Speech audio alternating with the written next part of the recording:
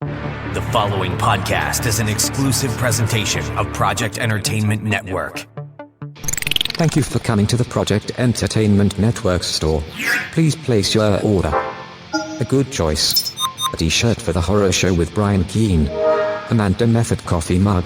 There's more. A Necrocast Icon hoodie. That's sharp. But why on earth would you want Bizong leggings? Wait, are you Mr. Frank? The Project Entertainment Network store, stacked with goodies from all your favorite podcasts. T-shirts, hoodies, mugs and more. www.projectentertainmentnetwork.com. There shall come a podcast like no other. Defenders Dialogue with Brian Keene and Christopher Golden. Marvel Comics' original superhero non-team convenes once again. The Incredible Hulk, the Savage Submariner, the Master of the Mystic Arts, Doctor Strange, and a dynamic supporting cast of Marvel superheroes battle against evil as the Defenders. Without further ado, true believers, here's your hosts, Brian Keene and Christopher Golden. Excelsior! And welcome back once again, true believers, to Defenders Dialogue. I'm Brian Keene. And I am Christopher Golden. And Brian, Excelsior, my friend, and all true believers out there. Excelsior to you, my friend. Chris, we were talking off the air about the economy and how our industry, the entertainment industry, is often the canary in the coal mine for economic recession, and how I'm beginning to suspect we may be heading into one. And isn't it odd? Because that ties directly into what we're talking about today with Champions issues number 5 and 6. It does.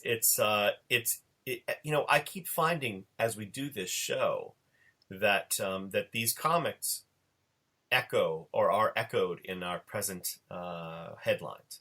So this issue. Right. Issue 5 of the Champions, which is written by Tony Isabella and illustrated by Don Heck and John Tartas, is called "The Economy is So Bad That." This for those of you who don't know, and I don't know why I want to point this out, but I do because I have such a childhood love for The Tonight Show starring Johnny Carson. And The Economy is So Bad That is a riff on the way that Carson used to set up the audience with jokes. The response to The Economy is So Bad That, the audience is supposed to yell, "How bad is it?" And then he goes into a whole bunch of jokes. The economy is so bad that... the only way to get $1 to go far is to toss it out of an airplane. There you go. Anyway, that's exactly. Now I want to point something out to our listeners, particularly our subset of listeners, and I know we probably have some who are adamant that they don't want politics in their comics. These are usually younger listeners who began reading Marvel comics perhaps in the 90s. And they think that politics in Marvel is something new.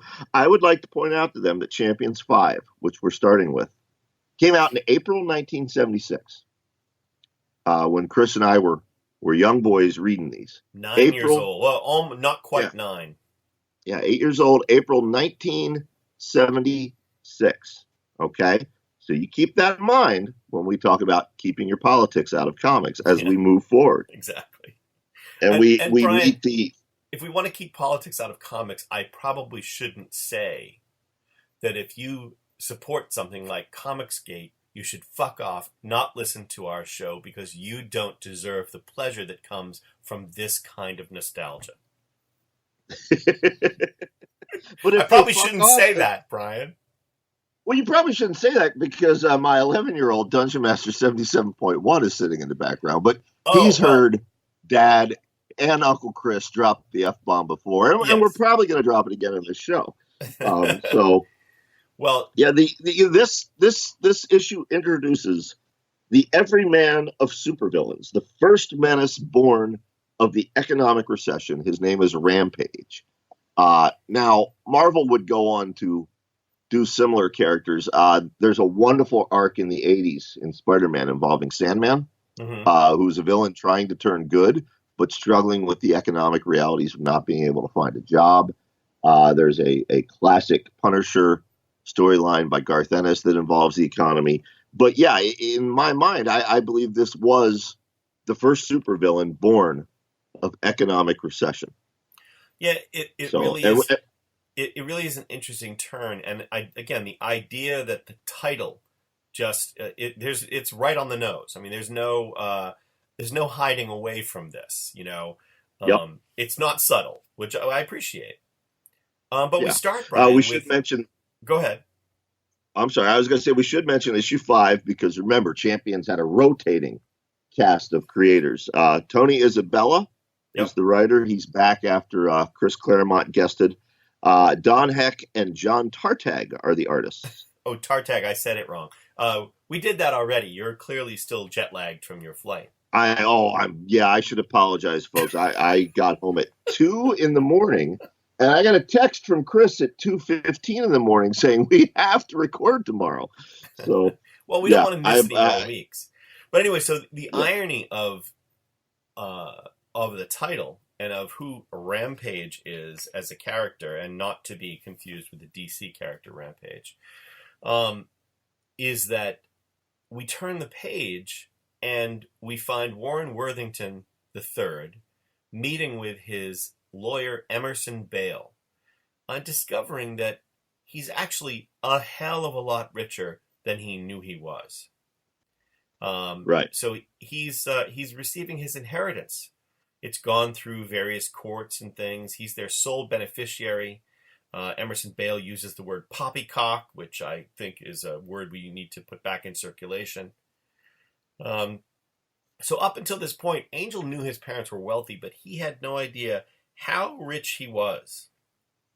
Right. Until he's handed the paperwork and he's staring at it, and he and Bobby Drake, the Iceman, who for some reason is iced up in Emerson Bale's office and has tracked ice on the floor and frozen it on the chair and whatever.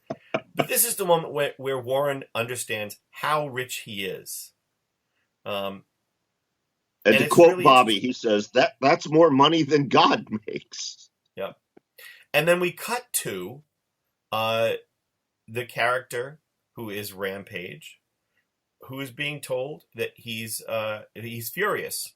Well, I'm sorry, I'm not saying this right. He's being told he owes a ton of money. He owes the government, he owes subcontractors, he owes his lawyer. His business has gone down the tubes and he needs to declare bankruptcy. Now he has to sell his corporation. He's blaming Crowley, his financial advisor, and yelling at him about why he didn't plan for the recession. Right. And there's a great contrast here between Warren, who has just inherited this money from his parents, and Clark, the human, the character who will become Rampage, who did not inherit it. He's busted his ass. He has this company called Clark Futuristics. It's supposed to rival Tony Stark's Stark Industries. And despite all his hard work, the recession is ruining him. And he says to the lawyer, why didn't you plan for this recession? It was tough enough competing with all the big outfits before those idiots in Washington started running the economy into the ground. I mean, the way he's going about it is not cool, but he has a point. It's almost like the idiots in Washington started a tariff war that couldn't be won. Yes, in 1976. I also want to point out that every week, almost every week on this show, we come up with a new series that Marvel Comics should publish, or a new storyline from Marvel Comics. And it seems to me that if you gathered together all of the people like Stuart Clark with Clark Futuristics, who created a company with their fine scientific minds and tried to go up against Tony Stark but were driven into oblivion, you could have an entire evil organization of failed power broker scientists who just want to destroy Tony Stark. I mean, there literally must be over 100 of these characters. Mary San Giovanni is in the background giggling right now because you could say that's my internet rogues gallery. That's their origin story. Oh, people who started out wanting to be Brian Keene and went into oblivion. Yeah, exactly. Because there can only be one Stark Industries. There can only be one Brian Keene. Thank God. But anyway, so Stuart Clark, aka Rampage, he goes storming out of the lawyer's office. He says, "Don't worry about my creditors. I'll find a way to pay them back." And as he stomps outside, he says, "I'll find a way to pay them all back." And what's interesting about this panel, Chris? I don't know. The fact that he looks like he's levitating off the ground. Well, if we look at the word balloons coming out of a passerby, she thinks to herself, "There goes another one. Between Los Angeles' smog and the Republicans, we're all going to flip out before long." Now, that's pretty on the nose for those who say Marvel never had politics in their comics. Yeah, there are no politics in the Champions number 5 in 1976. That's pretty on the nose.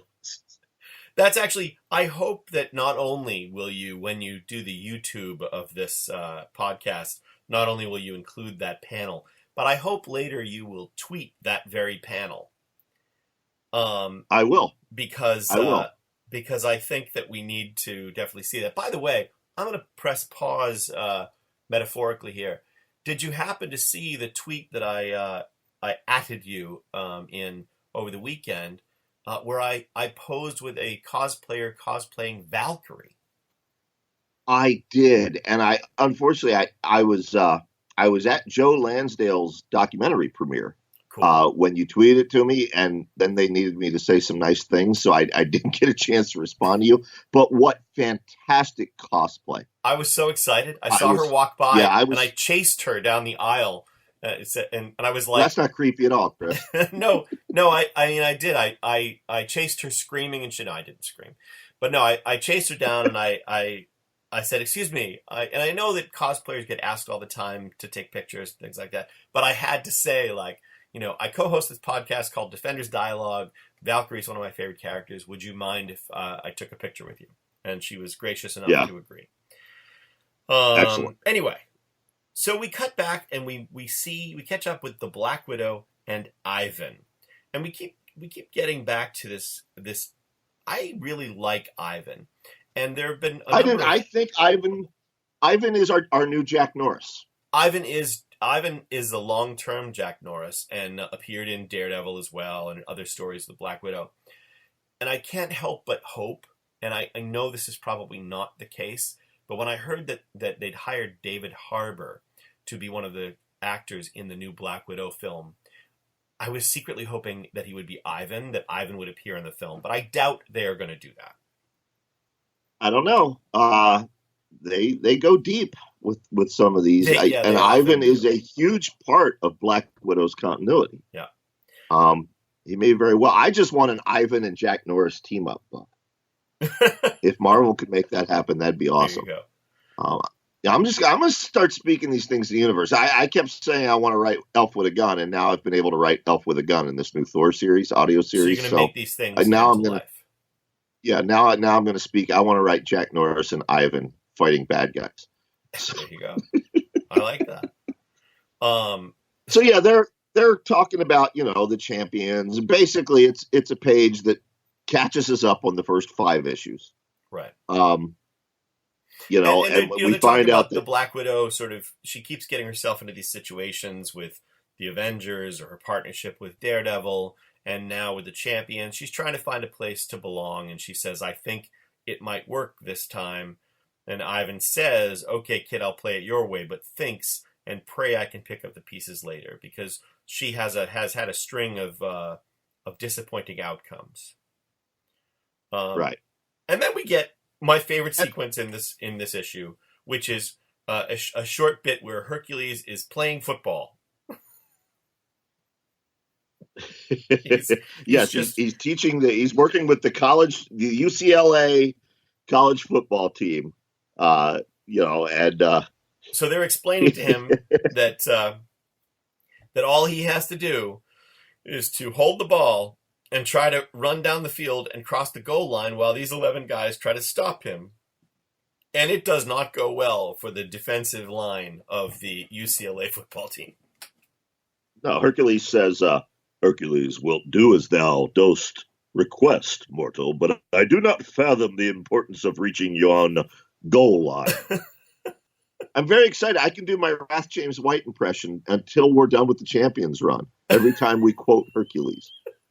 Wrath James White does remind me of Hercules in many ways.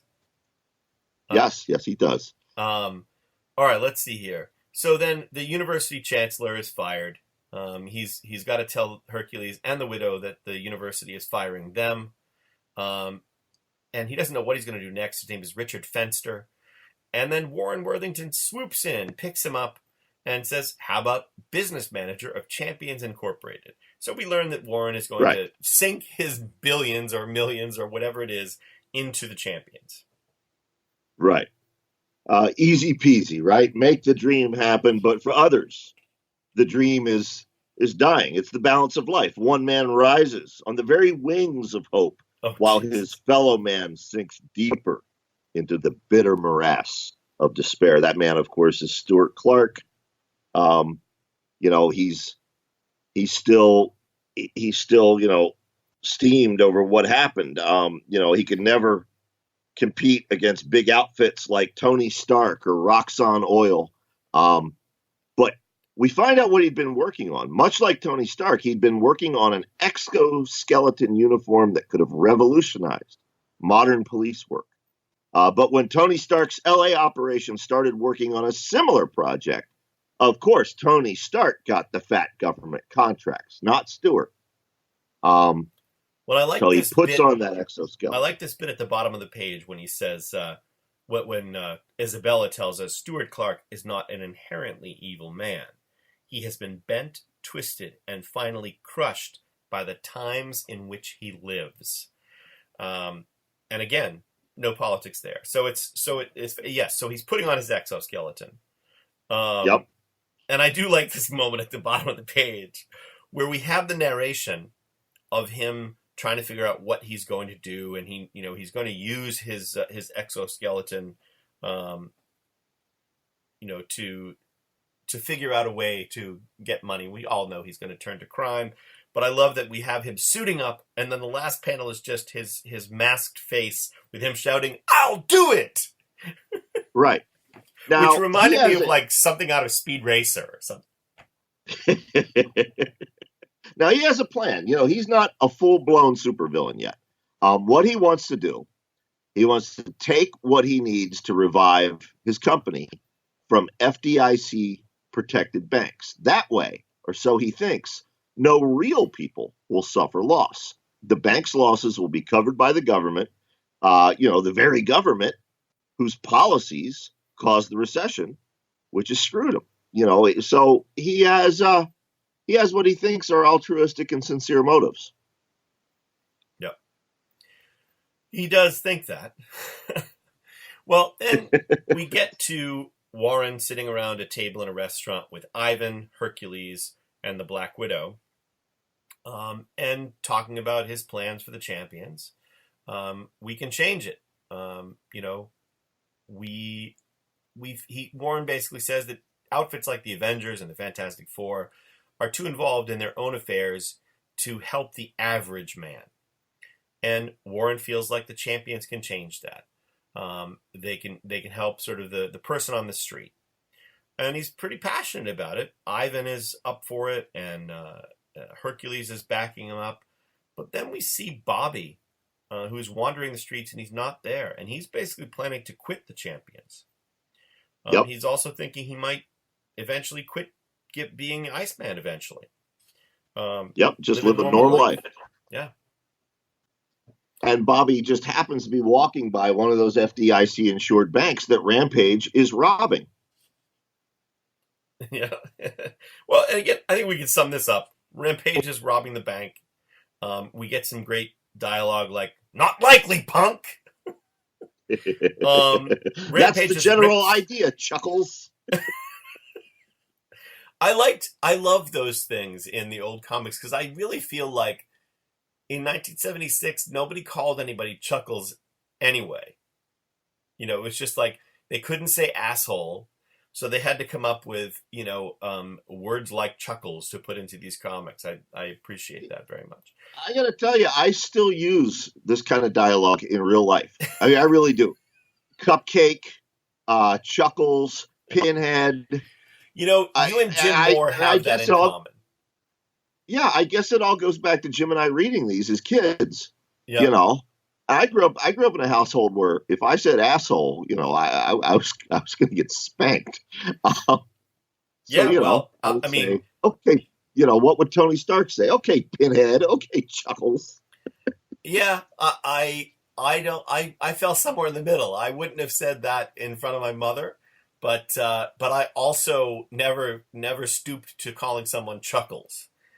But I do appreciate that, and I think that along with Poppycock, we can bring Chuckles back into into the parlance, common parlance. All right. So anyway, basically, Bobby is getting his ass kicked by Rampage, and the champions show up in the nick of time. Angel swoops in and gets Bobby out of the way, and then it's Hercules versus Rampage. Yep. And Hercules is momentarily dazed by a punch from Rampage, but then takes him down pretty hard. The rest of the champions show up, but it turns out that Hercules, spoke too soon about his defeat of Rampage, who has recovered and approaches him from behind. This is a great moment. Hercules gets his face smashed into the street. Yeah, the dialogue here is great. I'm gonna have to put this up on YouTube because Hercules beats Rampage and that would be the end of it. But no, he has to preen and show off for Black Widow. And I mean, they even show him he's got his fist clenched, he's making a muscle, he's bragging to Black Widow, and then bam, Rampage sneaks up behind him and pancakes his face into the sidewalk. Yep, and then we get Iceman freezes him in a big block of ice. I always thought it was interesting when those blocks of ice were actually square. Never really made sense to me. Angel tries to attack him but gets swatted away. And we end the issue with Rampage in a great splash page with a fistful of Angel's hair. And his fist cocked, saying, "If you come one step closer, I'll smash this fist right through the Angel's skull." That's right. But you know what? If Hercules playing football was your favorite part, we glossed over my favorite part of this issue. It's just two panels. And it's Ivan. It's, Black Widow goes up against Rampage, and Rampage tells her, "I haven't come this far to be stopped by a mere woman." And it's Ivan who steps forward. He says, "No. Then what do you offer for her partner and an extremely irritated demigod?" And Hercules is like, "Get thee back, Ivan." And Ivan's like, "Sorry, Hercules, first come, first serve." I love that they're vying for Black Widow's attention at this point. Already, issue 5, we've got the love triangle going. Yeah, you know what? I barely even noticed it, but you are definitely right. This is the showing off portion of the issue. Yep. And Ivan, what usually happens to Ivan is what happens here. He gets knocked on his ass. Yep. But so does Hercules. And then, like you said, we end with the splash page of Angel capture and Rampage about to punch through his head, which takes us right to issue number 6. Tony Isabella, different art team this time, George Tuska and Vince Coletto. And as we'll see until it settles down, we have again the rotating cast of creators that seem to be working on the champions, in their spare time. It's like, who in the hand raised in the bullpen, who is not working on something right now? And that's the person who worked on the champions in that moment. Not a great cover on this issue. The Champions actually has some great covers, but this is far from one of them. Yeah, I was looking at that. That almost looks like Kirby, but I don't think it is. Yeah, no. It's not Giffen. I mean, this was Giffen's Kirby phase, and This was when he had started at Marvel, 76. No, you know what? He was still doing Commandy over at DC at that point. Giffen, of course, followed Kirby on Commandy. So this isn't Giffen. It's not Kirby, but it's somebody trying to mimic Kirby. I don't know who. It's not signed. Maybe someone will tell us. But yeah, it's not my favorite cover. Yeah. Yeah. And this one is called Mad Dogs and Businessmen. Featuring Rampage, the recession-born supervillain who could be you. Comicsgate. No, it doesn't say Comicsgate, but yes, it does say politics. The rest. Yeah, it's just silly. Anyway, we're back where we started with Rampage about to smash in the Angel's skull. And there you go. Yeah, so, Hercules, screw this. He's going after Rampage. And Ivan says, cool it, big man. That Joker isn't kidding.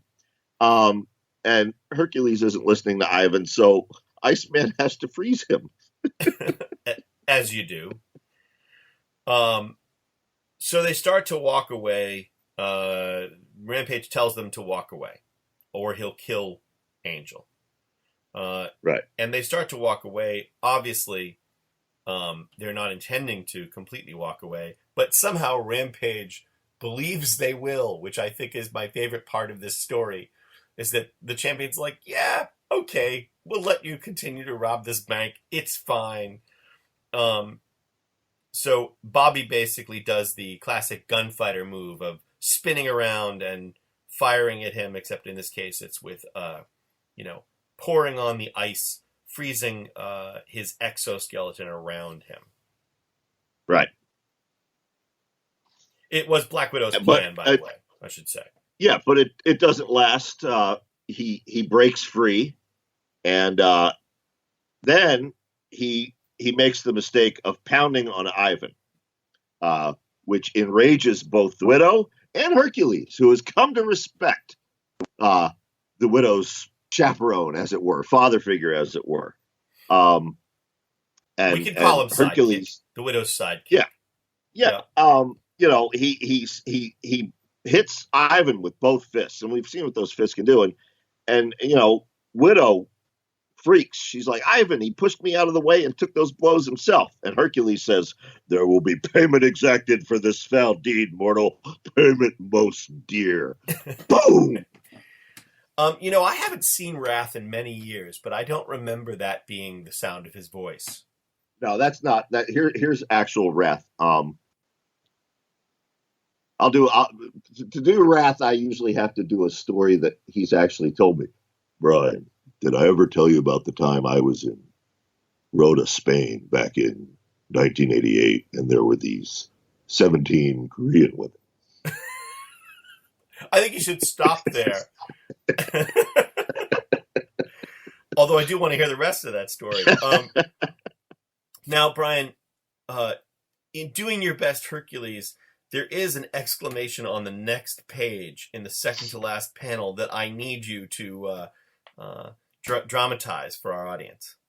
By the shattering shafts of Apollo, the earthly conveyance doth rush at me with a speed that doth rival Hermes' own. What he's talking about is Rampage has thrown a car at him. But just by the shattering shafts of Apollo. I want to use that in conversation. No, the heck with chuckles. I don't know if Tony Isabella listens to Defenders Dialogue, but I do think that we need to tag him when we post this episode, because Tony, by the shattering shafts of Apollo, I feel like he had like a bag full of word tiles, and I with feel the like names he had of a gods, bag full of. It's like one of those things where you pick a word from this category, a word from this category, and a god from Greek mythology. I feel like he had a bag of whatever Steve Gerber was smoking that day. And him and Scott Edelman and Steve went up on the roof there at Marvel. But I loved that. I loved that exclamation. It's fantastic. And yeah, there you go. And that should actually, please, when you write up the description of this episode, it should begin with, by the shattering shafts of Apollo, with an exclamation point. I love that. Hercules wants vengeance, and I will not be deterred from that vengeance, he says. But when the smoke clears, when the car is destroyed, Rampage has escaped. He takes off his mask. He hides his costume. So yeah, but he's now thinking this was a mistake. He shouldn't have done this, Right. You know. So he's regretting what he's done, at least to a certain extent. Right. So he walks out with his costume in a crate, and he says, this was dumb, but I can write a finish to the criminal portion of my slow journey into oblivion. So it doesn't sound like he's learned his lesson. No, but I think that he's definitely thought that he did this wrong. Yeah. Ivan is being taken by ambulance to a hospital. The police are sort of cleaning up, and in the background we see Stuart Clark with a crate on his shoulder, just walking by the whole scene with his costume in this crate. Black Widow is pretty pissed. Ivan's life is in jeopardy. He's not out of the woods at all. And she says if Ivan dies, the world will learn just how deadly the Black Widow can be. Yep. And the champions are finally waking up to it. Hercules is whispering to Iceman, I thought, that Ivan was just Black Widow's chauffeur, but I think the bond between them might be far stronger. And Iceman's like, yeah, I think you might be right. Yeah, and then we have a conversation. The widow is basically saying that, she'll go after these people and kill them. She'll find this guy and cut him down. And the angel is basically saying, look, we're the champions. We're not the Avengers. It shouldn't be about vengeance. And then they have a conversation about how the champions need a leader. And despite her fury at this moment, or maybe because of it, Angel nominates the Black Widow. Right. And there's a wonderful scene here. There's no dialogue. What you have to do in this panel is you have to take a look at the art. I don't know if it was Tusca or Coletta who drew this panel, but Hercules is so overjoyed that the Black Widow is going to be their leader that he grabs her around her hips, unasked for, and picks her up off the ground. And there's no word balloon from Widow, but the expression on her face is perfect. It could be 2019 in this panel. Yeah, no, fantastic. Actually, it's funny you should say that because I thought that Hercules had dropped to his knees because the way the panel is drawn, it's difficult to tell. But now I see perspective-wise that you are probably right. Yep. And yes, she is definitely giving him a death glare. And he says, "Go ahead, do that panel for me." Hillary Monahan is Black Widow, and Jim Moore has grabbed her by the hips and picked her up. By my beard, Angel, I say aye. There be no quest Hercules would not dare for a leader such as this. And the widow looks to Iceman. Angel and Hercules have both supported this idea. By the way, we have not noted the absence of Ghost Rider thus far in this story. It is referred to, he's too busy in Ghost Rider number 16 or 18. I can't read that right. 18. That's right. I believe he was in hell at that time. There you go. So the widow looks to Iceman as the remaining member who has not commented. How about you, Iceman? And he says, it's fine with me, lady. I'm probably a better spear carrier than a general anyway. Right. But he's thinking, why should I care? Because as soon as the champions are running smoothly, the Iceman is going into retirement. He's thinking about his future as Bobby Drake, not as a superhero. Right. And Warren is so invested in the future of the champions that he doesn't notice the discomfort of his best friend. Right. Meanwhile, in another part of town, Stuart Clark, a.k.a. Rampage's lawyer, is watching TV coverage of Rampage's, Rampage. And he recognizes, even though, Rampage is wearing that exoskeleton, he realizes that it's Clark underneath the costume. And he decides that, he's going to get revenge. He's going to call the cops and drop dime on him for firing. Which he does. And the cops show up at Clark Futuristics, where Stuart Clark is the only person still working. The cops show up to try to take him in. His boot jets are not working. They're damaged.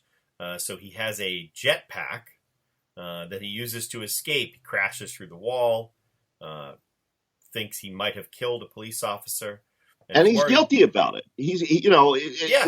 We gotta point out, this isn't, Sabretooth just slashing cops. This is, he blasts through the door and he says, "Oh no, I didn't realize the police would be standing next to the door. I thought I could do this without harming anyone, but now it may have made me a murderer twice over." So he thinks he's killed Ivan. Right. Now he thinks he's killed a cop. Where the champions are at the hospital. Bobby Drake is near a radio and he hears the story break about this battle going on. And he rushes to tell the rest of the champions. We see Stuart Clark fighting the police. He's getting shot at. His suit is bulletproof. And he yells, "Why won't you leave me alone? I don't want to kill anyone else." He still thinks he's killed people. And the police are rightly flummoxed by this. Can you beat that? He thinks we're just going to let him walk away after he nearly killed Connors. So Officer Connors is not dead. But yeah, so we have this moment where he thinks the police are just going to let him go in order to not hurt anybody else. And of course, the champions arrive. Right. Which leads to another fight, and it is Warren versus Rampage this time. And Warren tells him, he gets the better of him, and he says, "Surrender to the authorities right here." And Rampage says, "I just wanted to slip quietly out of town, but I'll fight my way out." And more fighting. With some pretty great panels, I should say. Panels. Yep. But yeah, it ends up with, they surround him and they're telling him, give it up. So far you've been lucky. Ivan and the cop will recover. And he says, the courts are going to put me behind bars, and I'd rather die than spend my life in a prison cell. Yeah, well, and apparently we see that with a number of people. It's interesting, although usually it doesn't come to that. But in this case, we have another great panel. The Widow kicks him in the face, which I like. Angel uses Hercules' mace, which we haven't had an opportunity to talk about. He smashes him in the head with the mace, which I like. Hercules grabs him by the arm and throws him into a wall. This guy is going down, but his backpack still has a little bit of fuel left in it. And he says he'd rather die, and he throws the backpack at the ground, somehow overloading it, and it explodes, dropping a building on Rampage. That's right. But then we find out that Iceman covered not only his fellow teammates, but Rampage as well with ice shields. Rampage is badly injured, but he's breathing, so the champions saved him. And then we find that there's a new villain, that Rampage's attorney is watching this, and the champions are walking away, leaving the police to aid Rampage. But we see his thought balloons. He's still alive, but he never had a chance to alter my power of attorney status in regard to Clark Futuristics. If I move fast enough, I can sell the company and make a tidy fee for myself, even after paying his creditors. My, what a pleasant evening this has turned out to be. So, interestingly, at the end of all of this, it isn't Rampage who's the villain. It's this greedy son of a bitch. Yeah, and you know what? Props to Tony Isabella. Now, the subtlety of this. Now, we've talked about, I didn't get to read The Champions back in 76 because my newsstand didn't carry it. But I would have missed the subtlety of this back then. But, this is a comic book about superheroes fighting supervillains. But the real villain is this white-collar criminal attorney and the bad guy wins at the end of the comic. Yep. You know, that's really something, especially for 1976. But there's no politics in comics, Chris. No, absolutely not. There's no politics. It's really interesting to me because what I always said is that the best comics could accomplish when we were kids was to exist on two planes, so that if I was 10 years old and I read this comic, or at the time not quite 9 years old, and I read this comic, I would have one experience reading it.